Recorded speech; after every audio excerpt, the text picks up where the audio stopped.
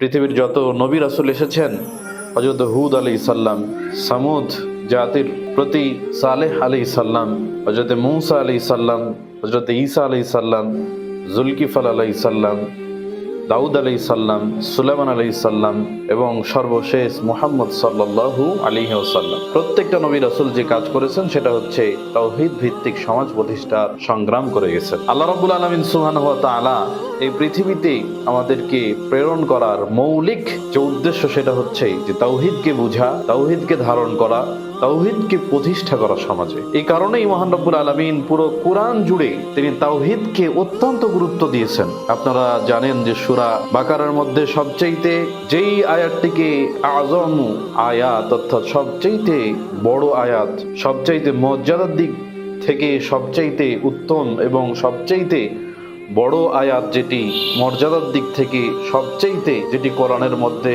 আল্লাহর কাছে সবচেয়ে দামি আয়াত, সেটি হচ্ছে আয়াতুল কুরসি। আমরা যদি সেটার বঙ্গানুবাদ পড়ি তাহলে দেখতে পাবো যে মহান রব্বুল আলামিন সুবহানাহু ওয়া তাআলার যে সিফাত, গুণাবলী, তাওহীদুর রুবুবিয়্যাহ, উলুহিয়্যাহ, আসমা ও সিফাতে এই আয়াতটি পরিপূর্ণ, যার কারণে এটা হচ্ছে কোরআনের শ্রেষ্ঠ আয়াতে পরিণত হয়েছে।